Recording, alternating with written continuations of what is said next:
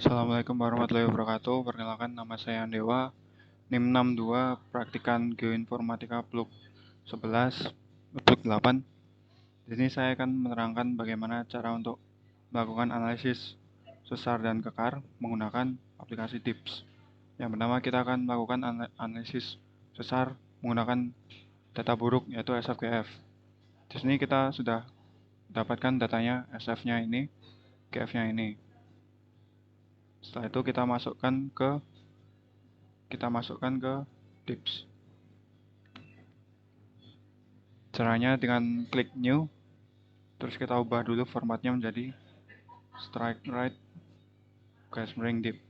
Oke, setelah udah bisa langsung kita copy paste kan semua datanya. Paste. Kemudian yang GF juga di copy paste. Copy. Oke. Kalau udah kita tekan kontur preset. Sudah muncul sini konturnya. Kemudian kita akan menguploadkan bidang sear join 1 dan sear join 2-nya dengan cara add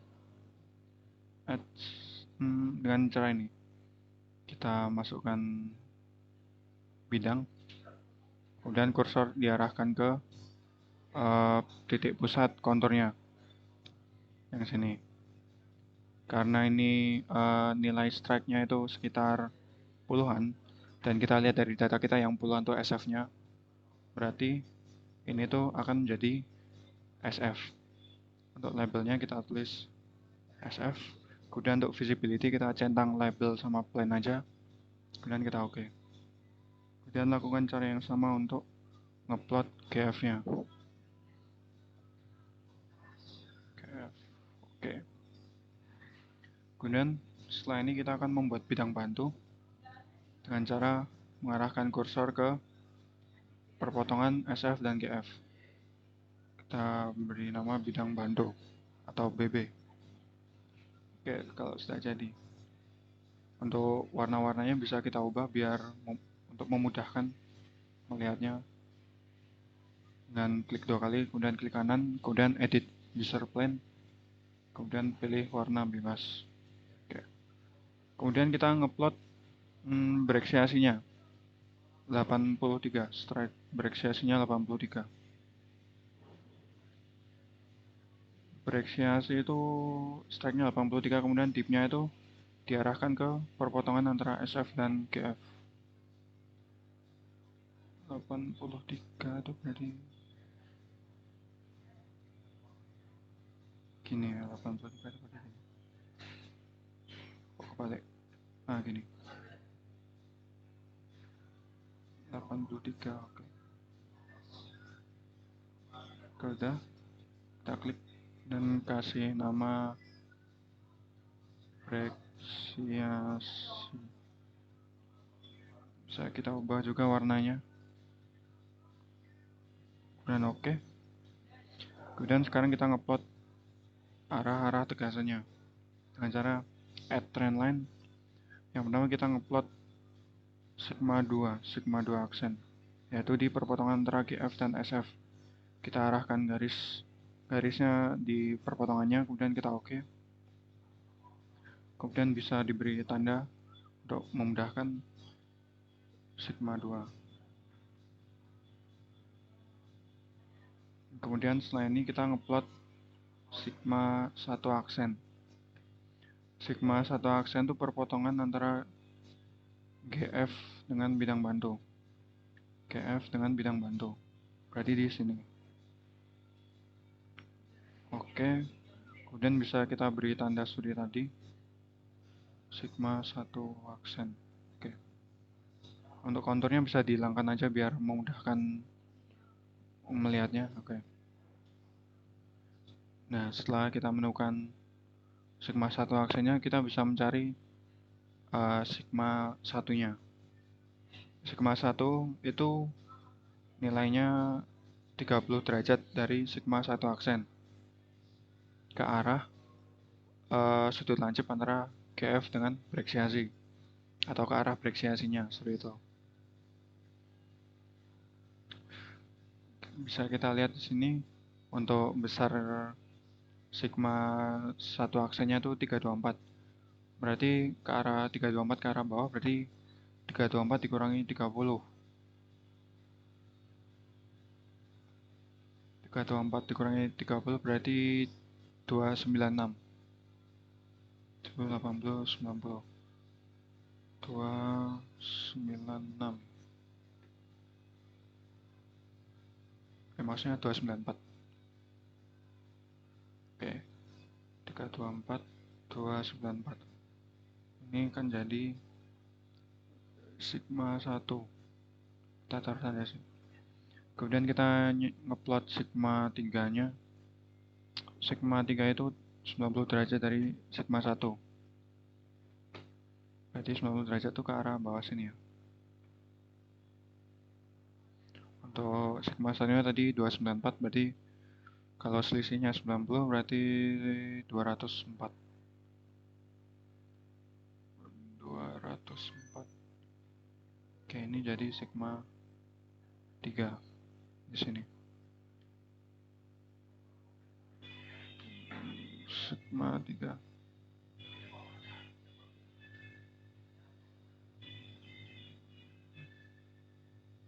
Kemudian untuk sigma 3 aksen tuh 90 derajat dari sigma 1 aksen. Atau bisa juga 30 derajat dari sigma 3. Berarti 234. Di sini berarti sigma 3 aksen. Oke.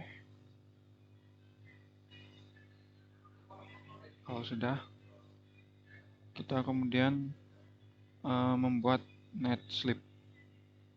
Net slip itu perpotongan antara bereksiasi dengan bidang bantu. Kita tarik garis. Oke. Kita beri tanda lagi. Net slip.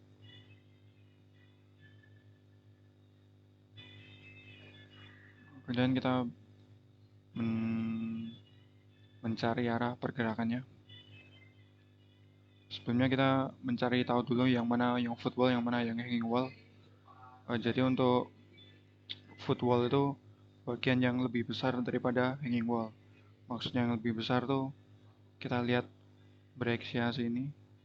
Misalnya kita bagi dua, lingkarannya ini kita bagi dua, yang atas akan lebih besar daripada yang bawah. Berarti yang atas adalah footwallnya. Terus yang bagian sini hanging wallnya. Oke. Kemudian setelah itu kita cari arah pergerakan. Arah pergerakannya kita lihat dari sudut antara bereksiasi dengan GF yang biru dengan merah ini. Kalau sudutnya lancip itu berarti arahnya masuk. Nah, bisa kita lihat sini sudut antara GF dan bereksiasinya yang di sini lancip, berarti arahnya nanti masuk ke situ. Kita add row buat ngeplot panahnya. Nah, gini. Maksudnya masuk tuh masuk ke arah sudutnya sini. Kemudian yang satunya juga kita beri tanda masuk. Oke. Arah panah ini menunjukkan pergerakannya apakah ke kanan atau ke kiri. Kemudian kita ngeplotkan juga arah pergerakannya di net slip. Arah pergerakan net slip mengikuti arah pergerakan hanging wall. Kalau hanging wallnya ke arah kiri sana, berarti NS-nya juga ke arah keluar. Kita beri tanda NS-nya ke arah keluar. Oke. Kalau NS-nya keluar, berarti sesarnya turun. Berarti didapatkan kanan turun. Setelah itu bisa kita cari besaran rake-nya dengan cara tools, kemudian measure angle. Kemudian kita klik bagian perpotongan NS dengan bidang bantu. Kemudian kita klik lagi ujung luar NS-nya. Kemudian kita dapatkan rake-nya 23 derajat. Kita tulis biar nggak lupa, rake 23.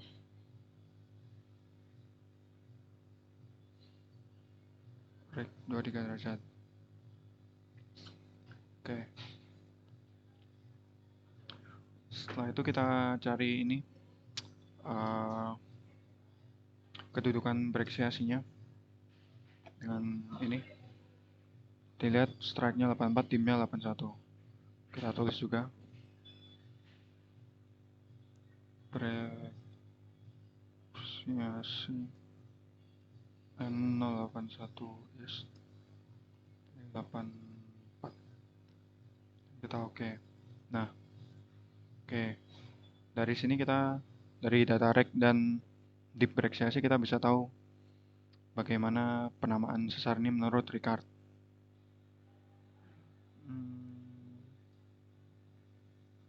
Oke, jadi bisa dilihat dari gambar ini. Untuk arah pergerakan sesarnya tadi kan menganan turun.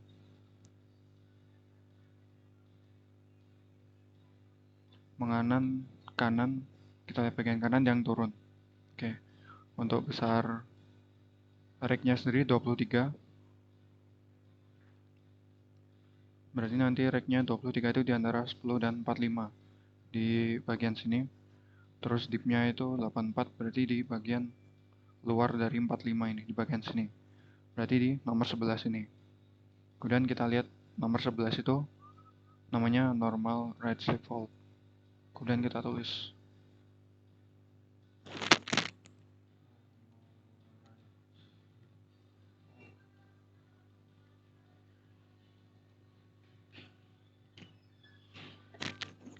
oke, sekarang kita sudah mengetahui nama sesarnya. Kemudian setelah ini langkah terakhir tuh kita tinggal membaca setiap nilai tegasan serta bidang-bidangnya, bidang GF, SF, dan bereksiasi. Kemudian untuk tegasannya ada sigma 1, sigma 1 aksen, sigma 2, dan sigma 3 dan sigma 3 aksen. Kemudian ada besaran, ada NS juga, atau garis-garisnya. Bisa kita baca dengan cara mengubah formatnya menjadi trend atau plunge. Kemudian kita arahkan kursornya di perpotongan sigma dengan bidang bantunya. Kemudian kita baca nilainya di bagian pojok bawah itu. Bisa terlihat yang sigma 1 aksen tuh memiliki apa nilai garis-garisnya itu 324 19, plunge-nya 19, kemudian bearing-nya 324. Sama untuk yang sigma 1 juga seperti tadi, sigma 3 3 aksen, kemudian sigma 2-nya. Sekian untuk tutorial sesar. Kemudian sekarang kita akan melakukan tutorial analisis kekar. Di sini kita sudah mendapatkan data shear joint 1 dan shear joint 2-nya. Tinggal kita copy pastekan ke dips, paste. Dan ini juga copy paste. Kemudian contour preset. Oke, dapatkan contour seperti ini. Kemudian kita uploadkan bidang SD1 SD2-nya. Nah, ini kita lihat strike-nya tuh sekitar 20-an, berarti 20-an tuh SD2. Berarti ini SD2.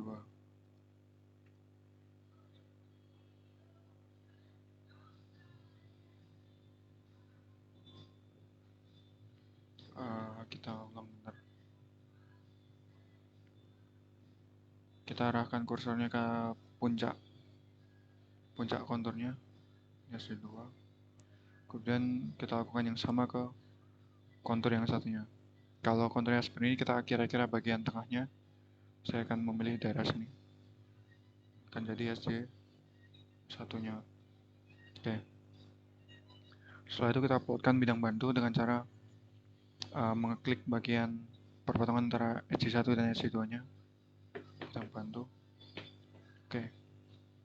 Kita hilangkan saja konturnya biar tidak mengganggu. Dengan cara mengklik Major Planes Preset. Kemudian bisa kita rubah juga warnanya untuk memudahkan. User plane dan pilih warnanya oke. Kemudian setelah ini bisa kita plotkan tegasan-tegasannya. Yang pertama bisa diplot tuh tegasan sigma sigma 2-nya. Sigma 2 berada di perpotongan antara set join 1 dan set join 2. Kemudian kita tulis sigma 2 dengan add text ke sini. Sigma 2. Oke. Kemudian kalau sudah seperti ini bisa kita plotkan sigma 1 dan sigma 3-nya. Pertama untuk sigma 1-nya itu sigma 1 itu sudut bagi bagian yang lancip dari SC1 dan SC2 ini. Bisa dilihat di sini yang sudut lancip antara SC1 dan SC2 itu di bagian ini, bagian sini dan sini. Bisa dilihat dari sini, yang bagian ini lancip, yang bagian ini tumpul, yang ini lancip. Berarti sigma 1-nya itu di daerah sini atau daerah sini. Kemudian untuk mencari tahu nilai tengahnya bisa kita tambahkan, maksudnya bisa kita cari tahu dulu besar dari sini ke sini ya, kemudian dibagi 2 dengan cara sini. Di sini strike-nya 327, berarti sini itu 327. Kemudian sini itu 27. Berarti bisa kita cari tengahnya. Untuk titik tengahnya adalah 357. Strike di bagian strike 357. Berarti di sekitar sini 357. Sudah oke. Nah, ini akan jadi sigma 1. Kita tulis sigma 1. Nah, ini sigma 1. Kemudian untuk mencari sigma 3 itu 90 derajat dari sigma 1. Sigma 1 tadi kan 357. Berarti 357 kurangi 90 adalah 267. 267 sekitar sini. 267. Kemudian kita beri nama sigma 3. Kalau sudah gini kita cari bidang extension joint dan release joint. Yang pertama extension joint itu garisnya berada di perpotongan antara sigma 1 dan sigma 2. Kita sesuaikan garisnya agar berada di perpotongannya. Oke, kalau udah kita klik, kita beri label extension joint. Kemudian untuk release joint sama seperti tadi, tapi perpotongan antara sigma 2 dan sigma 3. Oke, kalau udah kita klik, kita beri label release joint, label release joint. Oke, bisa kita ganti juga warnanya biar memudahkan. Ganti warna biru. Sini ganti warna. Oke, nah sudah selesai untuk analisisnya. Langkah selanjutnya adalah mencari tahu besar tiap bidang serta struktur bidang dan struktur garisnya. Dengan cara yang pertama kita akan mencari tahu besar bidangnya. Untuk bidang set joint satunya itu strike-nya 32767. Kemudian untuk set joint 2-nya mengenai strike 27 dan tipnya 61. Kemudian bidang extension joint-nya strike-nya 353, tipnya 61. Untuk bidang release joint-nya strike 90, tip 84. Kemudian untuk mencari tahu besar struktur garisnya, yaitu sigma-sigmanya, bisa kita ubah dulu formatnya menjadi trend lines di bagian kanan bawah. Kemudian untuk mencari tahu besarnya, tinggal kita arahkan di perpotongan garis-garisnya dengan bidang bantunya. Kemudian kita baca nilainya, nilai plunge dan bearingnya di bagian kanan bawah. Untuk sigma 1, bearingnya 357, plunge-nya 7 derajat, sigma 3, plunge-nya 267 dan plunge-nya 29 dan bearing-nya 267. Kemudian untuk sigma 2,